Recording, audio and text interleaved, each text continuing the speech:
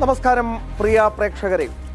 ഒരു ദിവസത്തെ ദേശീയ തലത്തിലെ ഏറ്റവും പ്രധാനപ്പെട്ട സംഭവ വികാസങ്ങൾ, നടക്കാൻ പോകുന്ന സംഭവങ്ങൾ, വാർത്തകളൊക്കെയായി നേഷൻ ഫസ്റ്റ് ഇവിടെ ആരംഭിക്കുകയാണ്. ഞാൻ എസ് ശ്രീകാന്ത്. ഇന്നത്തെ ദിവസത്തിന് ഒട്ടനേകം പ്രത്യേകതകൾ ഉണ്ട്. ദേശീയ തലത്തിൽ നോക്കുകയാണെങ്കിൽ ഒട്ടനേകം വാർത്തകളുമുണ്ട്. അതിലേറ്റവും പ്രധാനപ്പെട്ടതാണ് പാർലമെന്റിന്റെ വർഷകാല സമ്മേളനം തുടങ്ങുക എന്നുള്ളത്.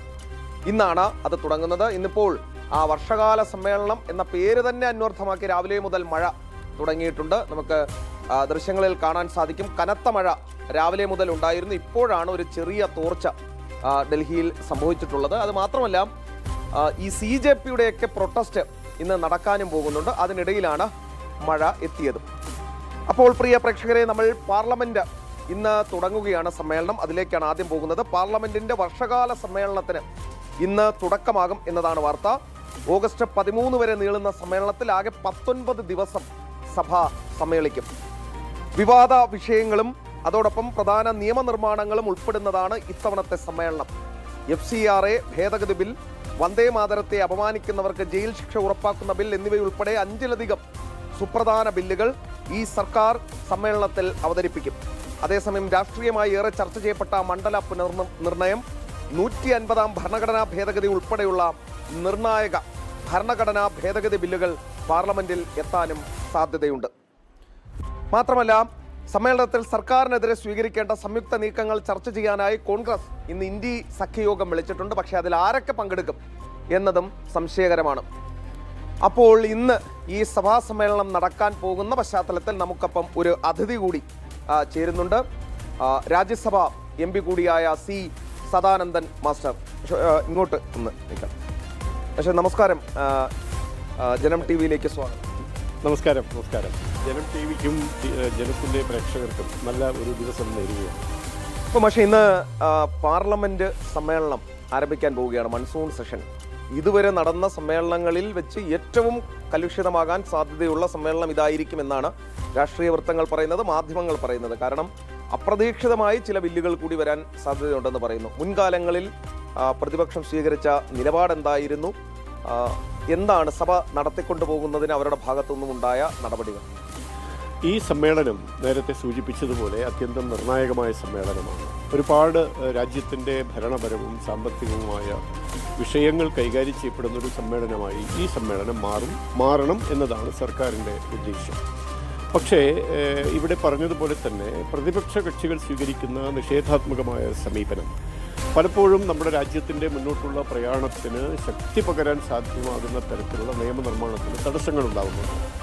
അതുകൊണ്ട് തന്നെയാണ് ഏകദേശം 28ഓളം ബില്ലുകളാണ് പാർലമെൻറ്റിൻ്റെ പരിഗണനയ്ക്കായി വരേണ്ടത്. ഈ നമ്മുടെ സമ്മേളനം ഷെഡ്യൂൾ ചെയ്തിരിക്കുന്നത് ഇന്ന് ആരംഭിക്കുന്നു, ആഗസ്റ്റ് 13 അവസാനിക്കുന്നു. 19 ദിവസമാണ് സഭാ സമ്മേളനം നടക്കുക. ഈ ദിവസങ്ങൾക്കിടയിൽ വേണം ഈ ബില്ലുകളൊക്കെ ചർച്ച ചെയ്യപ്പെടാനും ആവശ്യമായ തരത്തിലുള്ള നിയമനിർമ്മാണം നടത്താനും.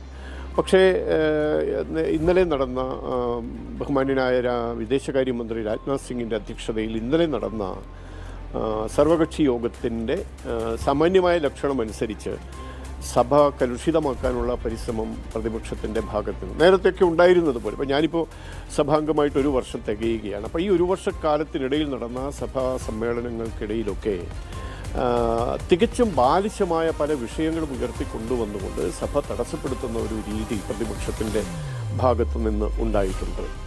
മറ്റൊരു സംഗതി, ഈ ഭാരതത്തിൻ്റെ പാർലമെൻറ്റിൻ്റെ സന്തുലിതാവസ്ഥയെ ബാധിക്കാവുന്ന തരത്തിലുള്ള ശൈഥില്യം പ്രതിപക്ഷ കക്ഷികളിൽ ധാരാളമായി കാണുന്നുണ്ട്. പല കക്ഷികളും ഇല്ലാതായിക്കൊണ്ടിരിക്കുന്ന സാഹചര്യമുണ്ട്. പല കക്ഷികളിലും പെട്ട ആളുകൾ, വിജയിച്ചു വന്ന ആളുകൾ, രാജ്യസഭാംഗങ്ങളൊക്കെ രാഷ്ട്രത്തിന് മുന്നോട്ട് പോകാനുള്ള യഥാർത്ഥ വഴി ഏത് എന്ന് തിരിച്ചറിഞ്ഞതിൻ്റെ അടിസ്ഥാനത്തിൽ ദേശീയ ജനാധിപത്യ സഖ്യത്തെ BJPയെ പിന്തുണയ്ക്കാനും അല്ലെങ്കിൽ BJPയിൽ അംഗത്വമെടുക്കാനും മത്സരബുദ്ധിയോടെ രംഗത്ത് വരുന്ന കാഴ്ച കാണുന്നുണ്ട്. അപ്പോൾ ഇതിലൊക്കെയുള്ള ഒരു തരത്തിൽ പറഞ്ഞാൽ കൊതിക്കെറിവ് എന്നൊക്കെ പറയാവുന്ന തരത്തിലുള്ള വികാരം പ്രതിപക്ഷത്തെ വല്ലാതെ ബാധിച്ചിട്ടുണ്ട്. അത് സഭയിൽ പ്രകടമാവുകയും ചെയ്യും എന്നാണ് പ്രതീക്ഷിക്കുന്നത്. അവരുടെ ഇതുവരെയുള്ള നടപടിക്രമങ്ങളൊക്കെ നോക്കുമ്പോൾ രാജ്യത്തിന് ഗുണകരമാവുന്ന, ഇപ്പോൾ സൂചിപ്പിച്ചതുപോലെ ആദായ നികുതി വകുപ്പുമായി ബന്ധപ്പെട്ട ചില പരിഷ്കാരങ്ങൾ വരുത്താൻ സർക്കാർ ബില്ല് അവതരിപ്പിക്കാൻ ആലോചിക്കുന്നുണ്ട്. MSMEകളുമായി ബന്ധപ്പെട്ട ചില വിഷയങ്ങളുണ്ട്. അതുപോലെ വിദ്യാഭ്യാസ മേഖലയെ ബാധിക്കാവുന്ന ചില വിഷയങ്ങൾ, അതുമായി ബന്ധപ്പെട്ട ബില്ലുകളെക്കുറിച്ചുള്ള ആലോചന സർക്കാരിനുണ്ട്. പറഞ്ഞത് നേരത്തെ സൂചിപ്പിച്ചതുപോലെ വന്ദേമാതര ഗാനത്തെ അപമാനിക്കുന്നവർക്ക് ശിക്ഷ നൽകാൻ പറ്റുന്ന തരത്തിലുള്ള അതിലേക്ക് കൂടിയാണ് വരാനിരുന്നത്. അതായത് കേരളത്തിൽ വന്ദേമാതരം ആലപിച്ചതിനെ തുടർന്ന് വലിയ ചർച്ചകളും വലിയ പ്രതിഷേധങ്ങളും വലിയ കോലാഹലങ്ങളും ഒക്കെ ഉണ്ടായിരുന്നു നമ്മുടെ നാട്ടിൽ. അപ്പോൾ ഈ വന്ദേമാതരം ഭരണഘടന, അതോടൊപ്പം ദേശീയ ഗാനം, ദേശീയ പതാക എന്നിവയ്ക്ക് തുല്യമായ രീതിയിലേക്ക് ഉയർത്താൻ പോവുകയാണ്. എന്താണ് അതിനെക്കുറിച്ചുള്ള ഒരു വന്ദേമാതര ഗാനം ഭാരതത്തെ സംബന്ധിച്ച് ഭരണഘടനാപരമായി തന്നെ ദേശീയ ഗാനത്തിന് സമാനമായ അന്തസ്സും ഗൗരവവും ദേശീയ ഗീതം എന്നറിയപ്പെടുന്ന വന്ദേമാതര ഗാനത്തിനും ഉണ്ടായിരുന്നു. നമ്മളിത് വന്ദേമാതരത്തിൻ്റെ 180-ാം വർഷം ആഘോഷിക്കുന്ന വേളയാണ്. ഈ വർഷത്തിലാണ് വന്ദേമാതര ഗാനം സർക്കാരിൻ്റെ പരിപാടികളിലൊക്കെ വന്ദേമാതര ഗാനം പൂർണ്ണമായ തോതിൽ ആലപിക്കണം എന്ന് സർക്കാർ ഒരു ഉത്തരവിലൂടെ കൊണ്ടുവന്നത്. കേരളത്തിൽ ഈ ശ്രീകാന്ത് സൂചിപ്പിച്ചതുപോലെ നമ്മുടെ നിയമസഭാ സമ്മേളനത്തിൻ്റെ മന്ത്രിമാർ സത്യപ്രതിജ്ഞ ചെയ്യുന്ന അവസരത്തിൽ വന്ദേമാതര ഗാനം പൂർണ്ണമായും ആലപിച്ചതിൻ്റെ പേരിൽ വലിയ കോലാഹലമാണ് കേരളത്തിലുണ്ടായത്. അത് നിഗൂഢമായ ചില ശക്തികൾ ഉണ്ടാക്കിയെടുത്ത ഒരു ആഖ്യാനത്തിൻ്റെ ഫലമായിട്ടാണ്. വന്ദേമാതരം എന്നുള്ളത് ഏതെങ്കിലും ഒരു മതവിഭാഗത്തെ ഉയർത്തിക്കൊണ്ടുവരാനോ മറ്റാരെയെങ്കിലും താഴ്ത്തിക്കെട്ടാനോ വേണ്ടിയുള്ളതല്ല, മറിച്ച് നിഷ്കളങ്കമായ ദേശഭക്തിയുടെ ബഹിസ്ഫുരണമാണ് വന്ദേമാതര ഗാനത്തിലൂടെ നമുക്ക് ആവിഷ്കരിക്കപ്പെടുന്നത്. പക്ഷേ അത് ഇഷ്ടപ്പെടാത്ത പല ആളുകളും ചേർന്നുകൊണ്ട് ഭാരതത്തിൻ്റെ മറ്റിടങ്ങളിൽ, തമിഴ്നാട്ടിൽ പോലും കാണാത്ത തരത്തിൽ വന്ദേമാതരത്തെ എതിർക്കാനും അതിനെ അപകീർത്തിപ്പെടുത്താനുള്ള പരിശ്രമങ്ങൾ നടക്കുന്നുണ്ട്. ഈ പശ്ചാത്തലത്തിൽ വന്ദേമാതര ഗാനത്തെ അപമാനിക്കുന്ന ആളുകളെ നിയമത്തിൻ്റെ മുന്നിൽ കൊണ്ടുവരാൻ, അവർക്ക് ശിക്ഷ ഉറപ്പാക്കുന്നതിന് വേണ്ടിയുള്ള ബില്ല് വളരെ നിർണായകമാണ്. ഭാരതത്തിൻ്റെ വരും തലമുറകൾക്കുള്ള വലിയൊരു സന്ദേശമാണത്. ദേശീയ മാനബിന്ദുക്കൾ എപ്പോഴും അംഗീകരിക്കപ്പെടണം, ആദരിക്കപ്പെടണം. അതിൽ മതം ഒരു വിഷയമാകാൻ പാടില്ല, അല്ലെങ്കിൽ പ്രദേശം, ഭാഷ, ഇതൊന്നും അതിലൊരു വിഷയമായി വരാൻ പാടില്ല എന്നുള്ളതാണ് സർക്കാരിൻ്റെ വീക്ഷണം. ആ വീക്ഷണത്തിനനുസരിച്ചുള്ള ചർച്ചകളും മറ്റു കാര്യങ്ങളുമാണ് നടക്കുക. വേറൊരു ബില്ല് വരാൻ പോകുന്നുണ്ട്. FCRAയുമായി ബന്ധപ്പെട്ട ഒരു ബില്ലാണ്. കേരളത്തിലെ ക്രൈസ്തവ സംഘടനകൾ, ക്രൈസ്തവ മതമേലധ്യക്ഷന്മാർ വലിയ പരാതികൾ ഉയർത്തിയിട്ടുള്ള കാര്യമാണ്. ബില്ല് ഇതുവരെ വന്നിട്ടില്ല എന്നുള്ളത് മറ്റൊരു കാര്യം. അതിലെന്തൊക്കെ ഉള്ളടക്കമുണ്ടാകും എന്നുള്ളത് ഇനിയും ചർച്ച വേണം. പാർലമെന്റ് അത് പാസ്സാക്കിയിട്ടുമില്ല. അപ്പോൾ ഇവരുടെ എല്ലാം ആശങ്കകൾ കണക്കിലെടുത്തുകൊണ്ടുള്ള നീക്കമായിരിക്കുമോ സർക്കാരിൻ്റെ ഭാഗത്തുനിന്നും ഉണ്ടാകുന്നത്? താങ്കൾ ഈ പാർലമെൻറ്റ് സമ്മേളനത്തിൽ പങ്കെടുത്ത സർക്കാരിൻ്റെ നടപടിക്രമങ്ങൾ അടുത്തു നിന്ന് കണ്ട വ്യക്തി എന്ന നിലയിൽ ഇവരുടെയൊക്കെ ഇത്തരത്തിലുള്ള ആശങ്കകൾ ഉയർന്നു വരുമ്പോൾ അത് ചർച്ച ചെയ്യാനുള്ള സൗമനസ്യം കാണിക്കാറുണ്ടോ സർക്കാർ? തീർച്ചയായിട്ടും. ഇപ്പോൾ കഴിഞ്ഞ ദിവസം മതമേലധ്യക്ഷന്മാർ സർക്കാർ പ്രതിനിധികളുമായിട്ടൊക്കെ സംസാരിച്ചല്ലോ. അവർക്ക് എന്തെങ്കിലും ആശങ്കയുണ്ടെങ്കിൽ ആ ആശങ്ക മാറ്റാൻ വേണ്ടി തന്നെയാണ് ആഭ്യന്തരമന്ത്രി തന്നെ നേരിട്ട് അവരോട് സംസാരിക്കുന്ന സാഹചര്യം ഉണ്ടായിട്ട്. അവർ എന്ന് ഞാൻ ഉദ്ദേശിക്കുന്നത് ഈ FCRA ചട്ടത്തിൻ്റെ ഭേദഗതി മറ്റു കാര്യങ്ങളൊക്കെ വരുന്ന സമയത്ത് ക്രിസ്തീയ സഭകളാണ് കൂടുതലായും അതിനെതിരെ. എല്ലാവരും എന്ന് പറയാൻ സാധിക്കില്ല, ഒരു വിഭാഗം ക്രിസ്തീയ സഭകൾ അതിനെതിരെ രംഗത്ത് വരുന്നൊരു കാഴ്ച യാതൊരു തരത്തിലും ഇപ്പോൾ ശ്രീകാന്ത് സൂചിപ്പിച്ച ഒരു ആശങ്ക അതിനെ സംബന്ധിച്ച് അവർ വെച്ച് പുലർത്തേണ്ട കാര്യമേ ഇല്ല. നമ്മുടെ നാട്ടിൽ വിദേശത്തു നിന്ന് വരുന്ന സംഭാവനകൾ ഏതൊക്കെ തരത്തിൽ വിനിയോഗിക്കപ്പെടുന്നു എന്നുള്ളത് നിർദ്ദേശിക്കാനും നിയന്ത്രിക്കാനുമുള്ള അധികാരം ജനാധിപത്യ സംവിധാനത്തിൽ സർക്കാരിനുണ്ട്. സർക്കാർ അതാണ് ചെയ്തുകൊണ്ടിരിക്കുന്നത്. പലയിടങ്ങളിൽ നമുക്ക് കേരളത്തിൽ തന്നെ ചില ഉദാഹരണങ്ങൾ പറയാൻ സാധിക്കും. ഈ സഭയുടെ ചില സഭകളുടെ നേതൃത്വത്തിൽ നടക്കുന്ന മതപ്രചാരണവുമായി ബന്ധപ്പെട്ട് ഒരുപാട് ദേശവിരുദ്ധമായ കാര്യങ്ങൾ അരങ്ങേറുന്നത്, പണത്തിൻ്റെ ദുർവിനിയോഗം, തട്ടിപ്പ്, ഇതൊക്കെ വെളിപ്പെട്ട് വരുന്ന സാഹചര്യമുണ്ട്. അപ്പോൾ ഇതാണ് ഈ FCRA ബില്ല് കൊണ്ടുവരാനുള്ള പശ്ചാത്തലം. ഫണ്ട് വരുന്നതിന് ആരും എതിരല്ല, അല്ലെങ്കിൽ ആ ഫണ്ട് ഉപയോഗിച്ച് മറ്റ് പ്രവർത്തനങ്ങൾ ചെയ്യുന്നതിനും സർക്കാർ എതിരല്ല. പക്ഷേ അതിൻ്റെ പേരിൽ ദേശവിരുദ്ധമായ നീക്കങ്ങളെ ശക്തിപ്പെടുത്തുന്ന ഒരു സാഹചര്യം ഉണ്ടാകരുത് എന്നുള്ളതാണ്. അതുമായി ബന്ധപ്പെട്ട് ആർക്കെങ്കിലും എന്തെങ്കിലും ആശങ്കയുണ്ടെങ്കിൽ ആശങ്ക നീക്കാൻ സർക്കാർ തയ്യാറുമാണ്. പാർലമെൻറ്റിൽ ചർച്ചയ്ക്ക് വിധേയമാക്കാനും സർക്കാർ തയ്യാറാണ്. മിക്കവാറും ഈ സമ്മേളനത്തിൽ അതുമായി ബന്ധപ്പെട്ട ചർച്ചയുണ്ടാകും എന്നാണ് പ്രതീക്ഷിക്കുന്നത്. ഇപ്പോൾ ഈ ഗ്രൂമിംഗ് ഗ്യാങ്ങുകൾക്കെതിരെ വലിയ പ്രതിഷേധം ദേശീയ തലത്തിൽ ഉയരുന്ന ഒരു സാഹചര്യമുണ്ട്. കേരളത്തിൽ സാവരിയ ബസന്ത് എന്ന് പറയുന്ന ഒരു പെൺകുട്ടി ഉസ്ബെക്കിസ്ഥാനിൽ കൊല്ലപ്പെടുകയും താങ്കൾ ആഭ്യന്തരമന്ത്രിക്ക് ഒരു കത്തയക്കുകയും ചെയ്തു. സ്വാഭാവികമായും പാർലമെന്റ് ആരംഭിക്കുന്ന ഒരു സാഹചര്യം കൂടിയുണ്ട്. അവിടെ ഈ ഗ്രൂമിംഗ് ഗ്യാങ്ങുകളെക്കുറിച്ചും ഇത്തരത്തിലുള്ള നീക്കങ്ങളെക്കുറിച്ചും, ചിലർ പ്രണയത്തിലൂടെ, ചിലർ കൺവേർഷൻ ലക്ഷ്യമിട്ട്, ചിലർ ഡ്രഗിലൂടെ ഒക്കെ തന്നെ ഈ പെൺകുട്ടികളെ കൊണ്ടുപോകുന്ന സാഹചര്യം, ഇത് ഒരു ക്രിമിനൽ ഒഫൻസായി കണ്ട് ദേശീയ തലത്തിൽ, ദേശീയ ഏജൻസികൾ, ഇത് അന്തർദേശീയ തലത്തിൽ നടന്ന ഒരു കുറ്റകൃത്യം കൂടി ആയതിനാൽ അത് കൊണ്ടുവരാനുള്ള ശ്രമം ഉണ്ടാകുമോ? തീർച്ചയായിട്ടും. ആഭ്യന്തരമന്ത്രി ബഹുമാന്യനായ അമിത്ഷാജിക്ക് കത്ത് കൊടുത്തതിൻ്റെ പശ്ചാത്തലം ഞാൻ നേരത്തെ വിശദീകരിച്ചതാണ്. ഈ പറഞ്ഞതുപോലെ വിദ്യാഭ്യാസത്തിനായി വിദേശങ്ങളിലേക്ക് പോകുന്ന നമ്മുടെ കുട്ടികളെ മറ്റ് ദുരുദ്ദേശപരമായ ലക്ഷ്യം മനസ്സിൽ വെച്ചുകൊണ്ട് റാഞ്ചിയെടുക്കുക, അല്ലെങ്കിൽ അവരുമായി സൗഹൃദം സ്ഥാപിക്കുക, ആ സൗഹൃദത്തിലൂടെ അവരുടെ മതപരമായ വിശ്വാസത്തെ ചോദ്യം ചെയ്യുക, മറ്റൊരു രീതിയിൽ അവരെ മറ്റൊരു മതത്തിൻ്റെ വിശ്വാസികളാക്കി മാറ്റുക എന്ന തരത്തിലുള്ള സംഘടിതമായ പരിശ്രമം, ഈ പറഞ്ഞ പോലെ ഗ്രോമിംഗ് ഗ്യാങ്ങുകൾ ഭാരതമെമ്പാടും ഒരു ഡീപ്പ് സ്റ്റേറ്റ് പോലെ പ്രവർത്തിക്കുന്നുണ്ട് എന്നുള്ളതാണ് വിശ്വസനീയമായ കേന്ദ്രങ്ങളിലൂടെ രഹസ്യാന്വേഷണ ഏജൻസികളുടെ അന്വേഷണത്തിലൊക്കെ നമുക്ക് ബോധ്യപ്പെടുന്നത്. ആ പശ്ചാത്തലത്തിലാണ് സാവരിയ ബസന്തിൻ്റെ കൊലപാതകത്തെ കാണേണ്ടത്. ആ കുട്ടിയെ സംബന്ധിച്ച് വളരെ പ്രതീക്ഷകളോടുകൂടിയാണ്, 1-ാം വർഷ വിദ്യാർത്ഥിയാണ്, ക്ലാസ്മേറ്റ് ആയിട്ടുള്ള മറ്റൊരു ചെറുപ്പക്കാരനാണ് ഈ കുട്ടിയെ അപകടത്തിൽപ്പെടുത്തിയത് എന്നതാണ് പോസ്റ്റ്മോർട്ടം. മറ്റു കാര്യങ്ങൾ, ആ കുട്ടി ഇപ്പോൾ കസ്റ്റഡിയിലാണ്, ഉസ്ബെക്കിസ്ഥാനിൽ കസ്റ്റഡിയിലാണ്. പക്ഷേ അതുകൊണ്ടായില്ല. ഇത്തരം കാര്യങ്ങൾ മേലിൽ ആവർത്തിക്കാതിരിക്കാൻ, പുറത്തുപോയി പഠിക്കുന്ന നമ്മുടെ കുട്ടികളുടെ സുരക്ഷ ഉറപ്പാക്കാൻ ശക്തമായ നിയമ നടപടികൾ വേണം. ഇതുവരെ നടന്ന കാര്യങ്ങളെക്കുറിച്ച്, പ്രത്യേകിച്ച് സാവരിയ ബസന്തിൻ്റെ കൊലപാതകത്തെ സംബന്ധിച്ച് ഏറ്റവും ഫലപ്രദമായ ഒരു അന്വേഷണം, അത് ക്രൈംബ്രാഞ്ച്, കേരളത്തിലെ ക്രൈംബ്രാഞ്ച് അന്വേഷിക്കും എന്ന് ആഭ്യന്തരമന്ത്രി പറഞ്ഞിട്ടുണ്ട്. പക്ഷേ കേരളത്തിലെ ആഭ്യന്തരമന്ത്രി പറഞ്ഞിട്ടുണ്ട്. പക്ഷേ കേരളത്തിലെ ക്രൈംബ്രാഞ്ചിന് പരിമിതികളുണ്ട്. ആ പരിമിതികളില്ലാത്ത തരത്തിൽ വിശദമായ അന്വേഷണം നടക്കണമെങ്കിൽ ദേശീയ ഏജൻസി തന്നെ അന്വേഷിക്കണം. അതേത് എന്നുള്ളത് സർക്കാരിൻ്റെ വിവേചനാധികാരമാണ്. ആ നിലയ്ക്ക് ദേശീയ അന്വേഷണ ഏജൻസിയെ ഈ സംഭവത്തിലേക്ക് കൊണ്ടുവന്ന് ഇതിൻ്റെ എല്ലാ വശങ്ങളെക്കുറിച്ചും, റിക്രൂട്ട് ചെയ്ത ഏജൻസികൾ, അവർക്ക് തണലേകുന്ന ചില സംഘടനകൾ, പ്രസ്ഥാനങ്ങൾ ഒക്കെ നമ്മുടെ കേരളത്തിലുണ്ട്. അത് ഏതൊക്കെയാണെന്ന് ജനങ്ങൾക്ക് ഇതിനകം വെളിപ്പെട്ടിട്ടുമുണ്ട്.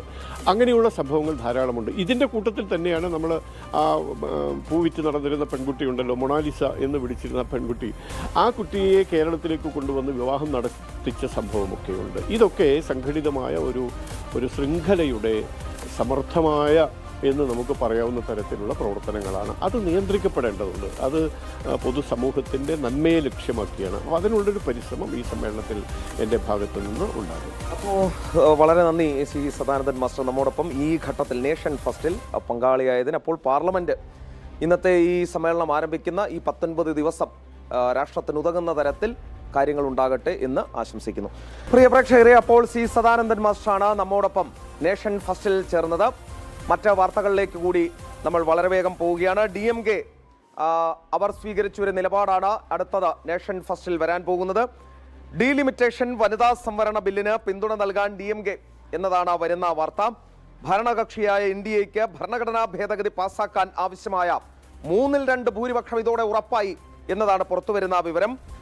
NDAയുടെ പുതുക്കിയ നിർദ്ദേശങ്ങൾ എല്ലാ സംസ്ഥാനങ്ങൾക്കും ഒരേപോലെ 50% ലോക്സഭാ സീറ്റുകൾ വർദ്ധിപ്പിക്കുക എന്ന ആശയമാണ് ഉൾപ്പെടുത്തിയിരിക്കുന്നത്. NDAക്ക് ഇപ്പോൾ 319 ലോക്സഭാ എംപിമാരുടെ പിന്തുണ ഉണ്ട്.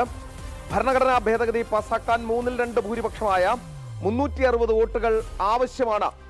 എന്നതിനാൽ DMKയുടെ 22 എംപിമാർ പിന്തുണച്ചാലോ വോട്ടെടുപ്പിൽ നിന്നും വിട്ടുനിന്നാലോ ആ ഭൂരിപക്ഷം നേടാനുള്ള സാധ്യത വർദ്ധിക്കും.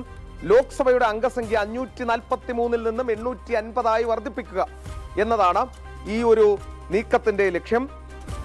ഏറ്റവും പുതിയ ജനസംഖ്യാ കണക്കെടുപ്പിന്റെ അടിസ്ഥാനത്തിൽ മണ്ഡലങ്ങൾ പുനർനിർണയിക്കും. 2029 ലോക്സഭാ തെരഞ്ഞെടുപ്പിന് മുമ്പ് പാർലമെന്റിൽ സ്ത്രീകൾക്ക് 1/3 സംവരണം നടപ്പിലാക്കാൻ വഴിയൊരുങ്ങുകയും ചെയ്യും. അപ്പോൾ സ്റ്റാലിൻ നേരത്തെ ഒരുപാട് ചീത്ത പറഞ്ഞിട്ടുണ്ട്. ഉദയനിധി സ്റ്റാലിൻ താങ്കളെയും ഒരുപാട് തെറി പറഞ്ഞിട്ടുണ്ട്.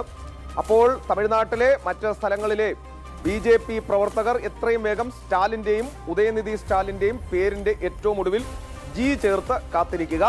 പാർലമെന്റിൽ വോട്ടെടുപ്പ് നടന്നു കഴിഞ്ഞാൽ ഉപയോഗിക്കാൻ ഉള്ളതാണ്.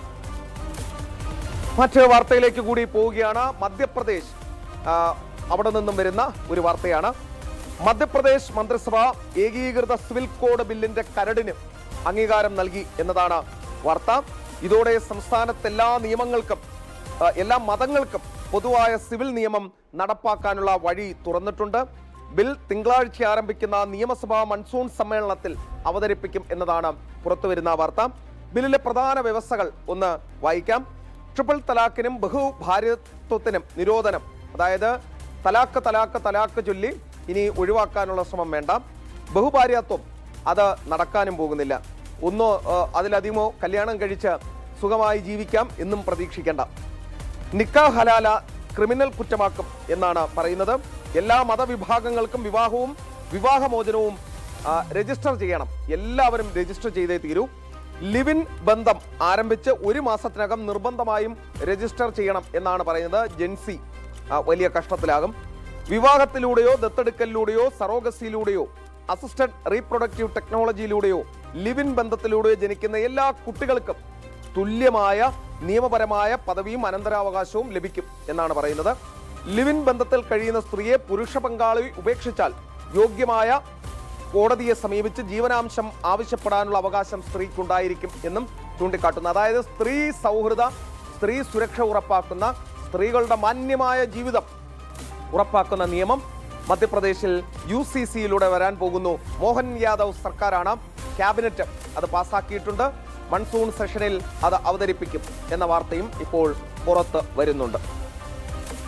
പ്രിയ പ്രേക്ഷകരെ, മറ്റൊരു പ്രധാനപ്പെട്ട വാർത്ത, പാർലമെന്റിന്റെ വർഷകാല സമ്മേളനം ആരംഭിക്കാനിരിക്കെ കോക്രോച്ച് ജനതാ പാർട്ടി പ്രഖ്യാപിച്ച ചലോ പാർലമെന്റ് മാർച്ച് ഇന്നാണ്. എന്നാൽ മാർച്ചിന് അനുമതിയില്ലെന്ന് വ്യക്തമാക്കി ഡൽഹി പോലീസ് കനത്ത സുരക്ഷയാണ് ഒരുക്കിയിട്ടുള്ളത്. ഡൽഹി ഈ സമരം നടക്കുന്ന മേഖലയിലും പുറത്തുമൊക്കെ നിരോധനാജ്ഞ ഇതിനോടകം തന്നെ പ്രഖ്യാപിക്കുകയും ചെയ്തിട്ടുണ്ട്. ആളുകൾ 5ഓ അതിലധികമോ ആളുകൾ ഒത്തുകൂടുന്നതും പ്രതിഷേധ മാർച്ചുകൾ നടത്തുന്നതും നിരോധിച്ചു എന്നാണ് വാർത്ത വരുന്നത്. അതേസമയം നീറ്റ് വിഷയം പാർലമെന്റിൽ ഉന്നയിക്കുമെന്ന് രാഷ്ട്രീയ നേതാക്കൾ ആശുപത്രിയിലെത്തി ഉറപ്പ് നൽകിയാൽ നിരാഹാര സമരം അവസാനിപ്പിക്കുമെന്ന് സോനം വാങ്ചുക്ക് പ്രഖ്യാപിച്ചിട്ടുണ്ട്. രണ്ടും കൂടി ഒന്ന് ചേർത്ത് പറയാം. ഇന്ന് പാർലമെന്റ് മാർച്ച് പ്രഖ്യാപിച്ചിട്ടുണ്ട് CJP. അനുവാദം ചോദിച്ചിട്ടില്ല, അനുവാദം കൊടുത്തിട്ടുമില്ല. മഴയുമാണ്. അപ്പോൾ നമ്മുടെ സീനിയർ റിപ്പോർട്ടർ നന്ദഗോപൻ ഈ കോക്രോച്ച് ജനതാ പാർട്ടിയുടെ സമരം നടക്കുന്ന സ്ഥലത്ത് ഉണ്ട്. അവിടെ നിന്നുള്ള വാർത്തകൾ വരും മണിക്കൂറുകളിൽ പ്രിയപ്പെട്ട പ്രേക്ഷകരിലേക്ക് എത്തിക്കും. 2, സോനം വാങ്ചുക്ക് പട്ടിണി കിടന്നൊരു വഴിക്കായി എന്നാണ് തോന്നുന്നത്.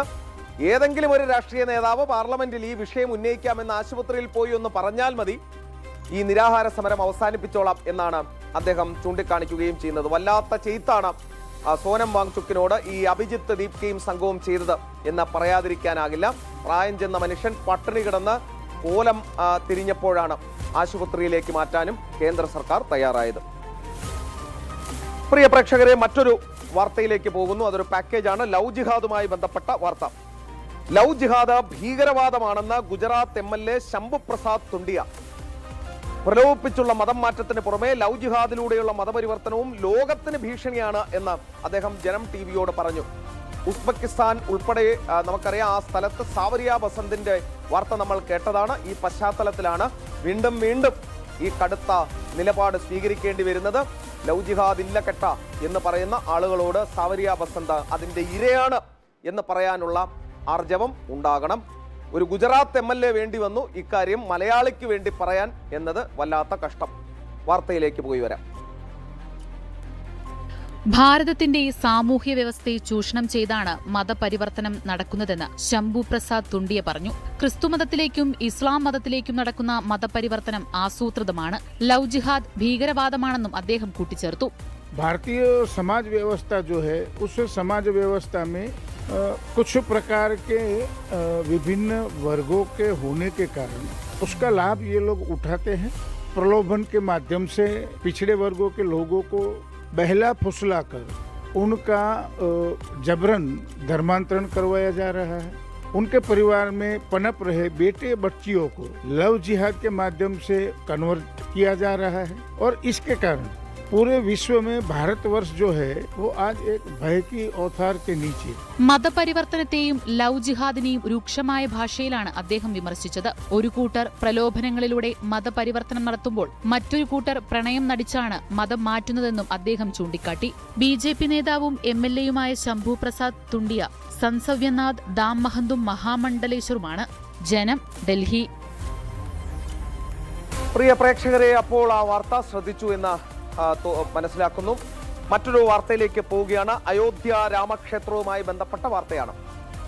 അയോധ്യ രാമക്ഷേത്രത്തിലെ സംഭാവനാ വിവാദത്തിൽ സുപ്രീം കോടതിയിൽ സ്റ്റാറ്റസ് റിപ്പോർട്ട് സമർപ്പിച്ച SIT എന്നതാണ് വാർത്ത. ജൂലൈ 13 നടന്ന മുൻ വാദത്തിനിടെ SIT അന്വേഷണം സംബന്ധിച്ച സ്റ്റാറ്റസ് റിപ്പോർട്ട് സമർപ്പിക്കാൻ സുപ്രീം കോടതി നിർദ്ദേശിച്ചിരുന്നു.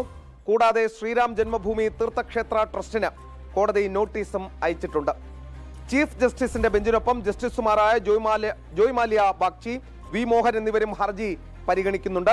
ഇതിനിടെ നിർമോഹി അഖാഡ നിലവിലെ രാമക്ഷേത്ര ട്രസ്റ്റ് പുനഃസംഘടിപ്പിക്കാൻ നിർദ്ദേശം നൽകണമെന്നാവശ്യപ്പെട്ട സുപ്രീം കോടതിയെ സമീപിച്ചു. അതോടൊപ്പം 2019 രാം ജന്മഭൂമി ബാബരി മസ്ജിദ് കേസിലെ സുപ്രീം കോടതി വിധി പൂർണ്ണമായി നടപ്പാക്കണമെന്നും നിർമോഹി അഖാഡ ഹർജിയിൽ ആവശ്യപ്പെടുകയും ചെയ്തിട്ടുണ്ട്. പ്രിയ പ്രേക്ഷകരെ, നിങ്ങൾക്കറിയാം, അയോധ്യയിൽ അങ്ങനെ ഒരു സംഭവം ഉണ്ടായി. അത് ഒരിക്കലും സംഭവിക്കാൻ പാടില്ലാത്തതായിരുന്നു. അതിന്റെ അടിസ്ഥാനത്തിൽ അറസ്റ്റുകൾ നടന്നു, ചുമതലയിലുണ്ടായിരുന്നവരെ നീക്കി, SIT അന്വേഷണം നടക്കുന്നു. സുപ്രീം കോടതി മേൽനോട്ടത്തിൽ അടക്കം ഈ കാര്യത്തിൽ അന്വേഷണവും മറ്റ് വിശദാംശങ്ങളും ഒക്കെ പുറത്തു വരികയും അത് മുന്നോട്ട് പോവുകയും ചെയ്യുന്നുണ്ട്. ഒരു ഇഞ്ച് പോലും അക്കാര്യത്തിൽ പിന്നോട്ടില്ല എന്ന് യോഗി ആദിത്യനാഥും വ്യക്തമാക്കുകയും ചെയ്തിട്ടുണ്ട്. ഒരു വീഴ്ച അവിടെ സംഭവിച്ചു, അത് ഗവേണൻസിൽ വന്ന വീഴ്ചയാണ് എന്നത് അസ്പഷ്ടമായ കാര്യമാണ്. ചമ്പത് റായിയെ പോലെയുള്ള ഒരു മനുഷ്യൻ, ഞാൻ അദ്ദേഹത്തെ നേരിട്ട് അവിടെ പോയ സമയത്ത് കണ്ടിട്ടുണ്ട്. അദ്ദേഹം താമസിക്കുന്ന സ്ഥലം ഒരു ചെറിയ മുറിയിൽ അദ്ദേഹം താമസിക്കുന്നത് നമുക്കവിടെ കാണാൻ സാധിക്കും. 91 കാലഘട്ടം മുതൽ അയോധ്യ പ്രക്ഷോഭത്തിന് വേണ്ടി അവിടം കേന്ദ്രീകരിച്ച് പ്രവർത്തിക്കുന്ന വ്യക്തിയാണ് ഈ ചമ്പത് റായി എന്ന് പറയുന്ന വ്യക്തി. അതോടൊപ്പം തന്നെ ഏതെങ്കിലും നാട്ടിൽ ഈ ലോകത്തെവിടെയെങ്കിലും അയോധ്യയുമായി ബന്ധപ്പെട്ട് അയോധ്യ രാമക്ഷേത്രത്തിന് ഗുണകരമായ ഒരു പേപ്പർ കിട്ടിയാൽ അത് അവിടെ പോയി എടുത്ത് കോടതി കയറുന്ന വ്യക്തി കൂടിയായിരുന്നു രാമന് വേണ്ടി, രാമക്ഷേത്രത്തിന് വേണ്ടി ഈ ചമ്പത് റായി എന്ന മനുഷ്യൻ. അദ്ദേഹത്തിന്റെ അദ്ദേഹം കല്യാണം കഴിക്കുകയോ അദ്ദേഹത്തിന്റെ കുടുംബമോ കുടുംബ ബന്ധങ്ങളോ ഒന്നുമില്ലാത്തൊരു മനുഷ്യനാണ്. സർവവും രാമന് വേണ്ടി ഉഴിഞ്ഞുവെച്ച് അവിടെ ജീവിച്ചിരുന്ന മനുഷ്യൻ കൂടിയാണ് ഈ ചമ്പത് റായി എന്ന് പറയുന്നത്. അപ്പോൾ അദ്ദേഹത്തിന്റെ ഒപ്പം നിന്നിരുന്ന ചില ആളുകൾ, അദ്ദേഹം ഒരു പക്ഷേ കുറച്ച് ആശ്രിത വത്സലൻ കൂടി ആയിരുന്നിരിക്കാം. അങ്ങനെ ഒരു വീഴ്ച, അവിടെ ഒരു ഗവേണൻസിൽ ഒരു വീഴ്ച പറ്റി എന്നതിനപ്പുറം ചമ്പത് റായിയെ പോലെ ഒരു മനുഷ്യൻ ഈ രീതിയിലൊക്കെ ചെയ്യും എന്ന് പ്രചാരണം കൊടുക്കുന്ന മാധ്യമങ്ങൾ സ്വയം ലജ്ജിക്കണം എന്ന് മാത്രമേ പറയാനുള്ളൂ. മറ്റൊരു വാർത്തയിലേക്ക് പ്രിയ പ്രേക്ഷകരെ പോവുകയാണ്. അത് ബാലഗോകുലം ഡൽഹി ആയി ബന്ധപ്പെട്ട ഒരു വാർത്തയാണ്. അത് നമ്മുടെ ഒരു സ്വന്തം വാർത്ത കൂടിയാണ്. ബാലഗോകുലം ഡൽഹി NCRന്റെ പുതിയ സംസ്ഥാന ഭാരവാഹികളെ തെരഞ്ഞെടുത്തു എന്നതാണ് വാർത്ത. N വേണുഗോപാൽ മാർഗദർശിയും PT രാധാകൃഷ്ണൻ അധ്യക്ഷനുമായുള്ള സമിതിയിൽ PK സുരേഷ് പൊതു കാര്യദർശിയും D ഹരികുമാർ സംഘടനാ കാര്യദർശിയുമായി തെരഞ്ഞെടുക്കപ്പെട്ടു. ഇതിൽ PK സുരേഷ് അതോടൊപ്പം N വേണുഗോപാൽ എന്നൊക്കെ ഞാനിവിടെ വായിച്ചു. അവരൊക്കെ തന്നെ ഇവിടുത്തെ സംഘടനയുടെ വളരെ പ്രധാനപ്പെട്ട നേതാക്കളാണ്. N വേണുഗോപാൽ എന്ന വേണുവേട്ടൻ, അദ്ദേഹം ബാലഗോകുലത്തിന്റെ മാത്രം മാർഗദർശിയല്ല, ജനം TV അടക്കം എല്ലാ കാര്യത്തിനും ഇറങ്ങുന്ന, ഞങ്ങൾക്ക് മാർഗദർശനം നൽകുന്ന വ്യക്തിയാണ്. PK സുരേഷ് ബാലഗോകുലത്തിന്റെ ജീവാത്മാവും പരമാത്മാവുമാണ്. ഡൽഹിയിലെ ഈ ബാലഗോകുലം എന്ന് പറയുന്ന പ്രസ്ഥാനം ഡൽഹി മലയാളികൾക്കിടയിൽ ഇത്രയും വേരോട്ടമുണ്ടാക്കാൻ, അത് അവരുടെ പരിപാടികൾ ഞാൻ ഇവിടെ വന്നതിന് ശേഷമാണ് കണ്ടിട്ടുള്ളത്. കേരളത്തിൽ എന്താണോ നടക്കുന്നത് ഏതാണ്ട് അതിനും അപ്പുറം ഇവിടെ പ്രവർത്തനം നടത്താൻ, അതോടൊപ്പം തന്നെ ഈ ശോഭായാത്രകൾ സംഘടിപ്പിക്കാൻ അക്ഷീണം പ്രയത്നിക്കുന്ന വ്യക്തിയാണ് PK സുരേഷ്. നമ്മുടെ ചങ്കാണ്, ചങ്കടിപ്പാണ്. അപ്പോൾ അതിന്റെ ബാക്കി വാർത്തയിലേക്ക്. ബാബു പണിക്കർ രക്ഷാധികാരി, KV Ramachandran, doctor Sivaprasad, P Mohankumar എന്നിവർ സഹ രക്ഷാധികാരിമാരാണ്. ബിനോയ് B ശ്രീധരൻ, സുനിത സതീശൻ എന്നിവർ ഉപാധ്യക്ഷന്മാരാണ്. സുരേഷ് പ്രഭാകർ, വിജയകുമാർ, RK പിള്ള എന്നിവർ കാര്യദർശിമാരാണ്. രാജീവ് നായർ സഹസംഘടനാ കാര്യദർശി, ബിജി മനോജ് ഖജാൻജി, മുരളീധരൻ C സഹ ഖജാൻജി, തങ്കമണി G കൃഷ്ണൻ ഭഗനി പ്രമുഖ്, അമ്പിളി സതീഷ്, ഷിംന രത്നപ്രകാശ് സഹ ഭഗനി പ്രമുഖുമാർ, ഡോക്ടർ വിജയലക്ഷ്മി, MR വിജയൻ, സുനിൽ കുമാർ, വാസുദേവൻ പിള്ള എന്നിവർ സമിതി അംഗങ്ങളുമാണ്. ഈ ചടങ്ങിൽ ഭാരത് ഭാരതി ഡൽഹി പ്രാന്ത സംയോജക് അംബരീഷ്, കേരള സ്കൂൾ മുൻ ചെയർമാൻ KP മേനോൻ എന്നിവർ ആശംസകൾ അർപ്പിക്കുകയും ചെയ്തു. ബാലഗോകുലം കഴിഞ്ഞ 10-25 വർഷമായി നടത്തുന്ന പ്രവർത്തനങ്ങൾ പൂർവാധികം ഭംഗിയായി തുടരാൻ കഴിയട്ടെ എന്ന് ആശംസിക്കുന്നു. ഒരു വാർത്ത കൂടി നൽകി നമുക്ക് നമ്മുടെ ഈ സെഗ്മെന്റ് വൈൻഡപ്പ് ചെയ്യാം എന്നാണ് തോന്നുന്നത്. അത് കശ്മീരുമായി ബന്ധപ്പെട്ട ഒരു വാർത്തയാണ്. ജമ്മു കശ്മീരിലെ ബന്ദിപ്പോറ ജില്ലയിൽ ഞായറാഴ്ച നടത്തിയ സെർച്ച് ഓപ്പറേഷനിടെ പ്രഷർ കുക്കറിനുള്ളിൽ ഒളിപ്പിച്ച നിലയിൽ 4 കിലോഗ്രാം ഭാരമുള്ള IED സുരക്ഷാ സേന കണ്ടെത്തി.